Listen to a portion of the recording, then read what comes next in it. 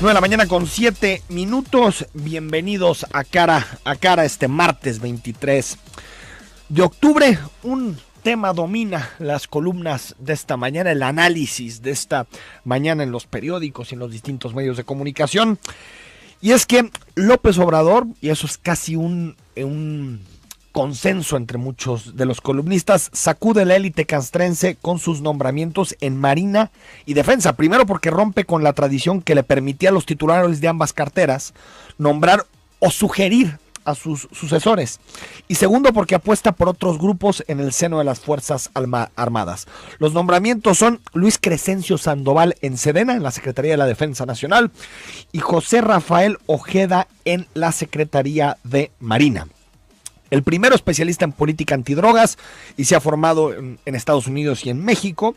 Y el segundo proviene de los órganos de control interno, es decir, de la Contraloría de la propia dependencia. ¿Qué mensajes manda López Obrador con estos nombramientos? Saludamos a Rodrigo Soto, académico de la Universidad Panamericana y especialista en temas de seguridad. Rodrigo, ¿cómo estás? Mucho gusto, Enrique. Muy bien, gracias a Dios. Con el gusto saludarte a ti y a todo tu auditorio. Oye, ¿cuál es tu primera percepción, tu análisis de estos dos nombramientos, Rodrigo? Bueno, si lo pudiera resumir en 3 palabras, diría estabilidad, continuidad e institucionalidad. ¿Esto qué quiere decir? Que si bien, como acabas de apuntar tú, se rompe con una tradición, al mismo tiempo te lo voy a contar cómo viví yo la noticia. El día de ayer estuve todo el día dando clases en el Colegio de la Defensa Nacional, en la maestría de Administración Militar para la Seguridad Interior y Seguridad Nacional, justo de donde es egresado Luis Crescencio Sandoval González, y tengo alumnos ahí, pues tanto de la Secretaría de Marina como de la Secretaría de la Defensa Nacional. Y los primeros comentarios al interior de este plantel militar fueron positivos. Se les conoce a los dos y los dos tienen experiencia en campo, cosa que va a ser muy necesaria para continuar el combate al crimen organizado. Desde ese punto de vista, podríamos decir que se logra eso, estabilidad, continuidad en cuanto a la estrategia e institucionalidad. López Obrador hizo el trabajo previo para, como eran nombramientos muy sensibles, para no agitar demasiado el panal, por decirlo con una metáfora, ¿no? Entonces, ¿tú no coincides, Rodrigo, con algunos columnistas? Por ejemplo, hoy Carlos Loret habla de 4 mensajes para sacudir, con estos dos nombramientos, para sacudir las Fuerzas Armadas. Algo similar habla Roberto Roch en su columna. ¿A ti te parece más continuidad que ruptura estos dos nombramientos? Sí, yo creo que yo trato de rehuir en el análisis del lenguaje binario, ¿no? Sí. Es decir, o 0 o 1. Lo que yo percibo como docente militar es que lo que sí se apuesta es a la despolitización de esa tradición que tú mencionabas, sí, de que de alguna manera tenía raíz política el nombramiento, vamos a decirlo así. Pero de alguna manera es un nombramiento que también reafirma la institucionalidad de las Fuerzas Armadas. Las dos personas, sobre todo en el caso de José Rafael Ojeda Durán, pues ya han trabajado de forma operativa, de forma administrativa y estratégica de cerca. En el caso de Marina es interesante y porque afirmo que también se cumple la continuidad. No olvidemos que la Marina ha puesto en marcha desde hace 4 años y a buen ritmo el plan de modernización de equipo y de capacidades operacionales, como se conoce en el medio, pues con el tema de las fragatas para aguas azules, la compra de la artillería necesaria para armarlas, y ahora sabe Marina desde el año pasado que tiene las comandancias o las capitanías, de los puertos de Marina Mercante también. En ese sentido, pues se cierra de alguna manera la continuidad en seguir haciendo un trabajo en instalaciones estratégicas como son los puertos de Marina Mercante cara a la seguridad nacional. Entonces, sí es verdad que se sacude porque se rompe con una tradición, pero al mismo tiempo no lo suficiente como para romper esa tradición de institucionalidad que hay al interno de las Fuerzas Armadas. Rodrigo Soto, en ese mismo sentido también se discute mucho hoy en los análisis sobre estos nombramientos de si son dos designaciones por parte de Andrés Manuel López Obrador que se alejan de soberanes en Marina y de Cienfuegos en la Secretaría de la Defensa Nacional. ¿Crees que es un asunto también de alejarse de lo que ha significado estos últimos años en las dos instituciones? Yo diría de marcar un propio estilo, pero no necesariamente de alejarse. Sí. Por eso te decía que hay que que yo procuro romper un análisis binario y tratar de buscar un nuevo ángulo.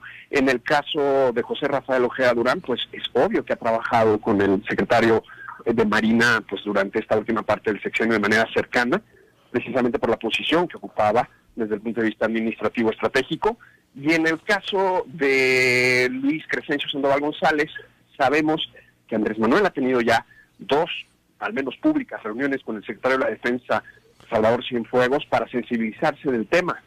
Y ha escuchado, y yo creo que ha atendido las sugerencias, sí, y de alguna manera también cumple con lo que él ha prometido, de que tienen que ser perfiles que conozcan de campo, que conozcan de batalla contra el crimen, y que puedan entenderse operativamente también con las fuerzas de seguridad pública, dígase Policía Federal o policías estatales. Que el caso de Luis Sandoval, ahí está muy claro ese perfil, ¿no? Es correcto. De conocimiento del crimen organizado, el narco y todo eso, ¿no? Es correcto, y su formación en Estados Unidos le da también la posibilidad de establecer puentes, porque no olvidemos que en el caso de México, concreto en los cárteles de la droga y otras formas de crimen y todo lo que tiene que ver con inteligencia financiera, pues son dimensiones transnacionales.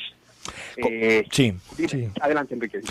A ver, hay un debate que tú lo has leído, lo has escuchado en las últimas semanas, que tiene que ver con la relación entre Andrés Manuel López Obrador y el ejército, después de algunas declaraciones, por ejemplo, el tema de la Comisión de la Verdad y lo del 68, que también generó un poquito de controversia. ¿Crees que va a ser una relación difícil entre el ejército y la presidencia?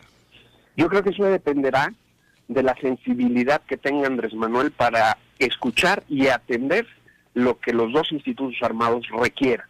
Los institutos armados tienen clarísimo su misión, sus objetivos, tienen clarísimo cuál es el papel cara a guardar la soberanía, integridad y permanencia del Estado mexicano. Son dos instituciones muy sólidas en cuanto al orden y la disciplina. Basta repasar la historia de México para ver cuál es el gran papel que el ejército mexicano ha jugado cara a forjar la identidad nacional.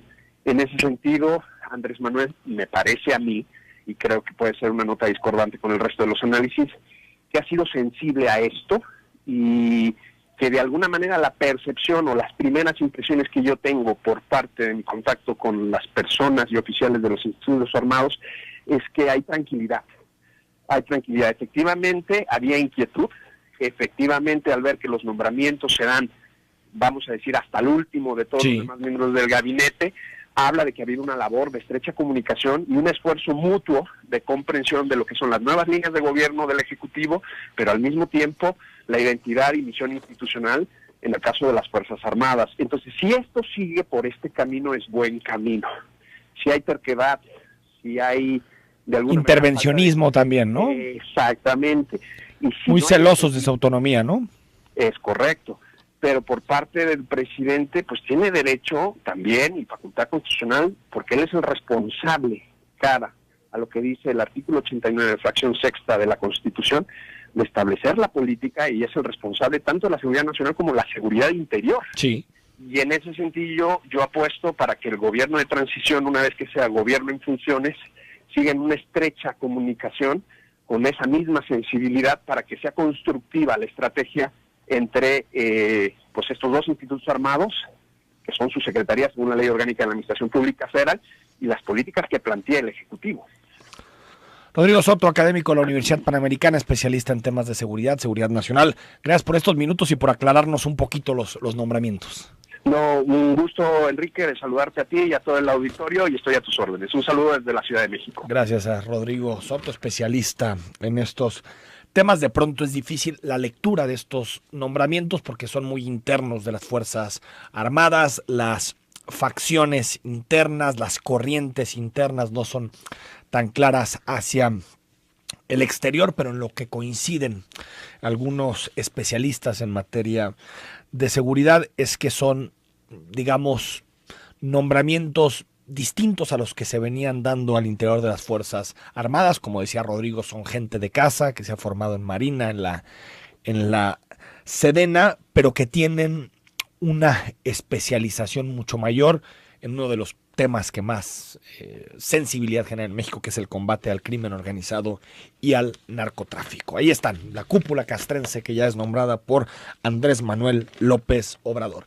9 de la mañana con 17 minutos. El WhatsApp está abierto y a tu disposición, 33 18 80 76 41. Vamos a hablar sobre una petición que hace el Observatorio Nacional contra el Feminicidio para que se decrete la alerta de violencia de género federal en México. Platicaremos con la titular.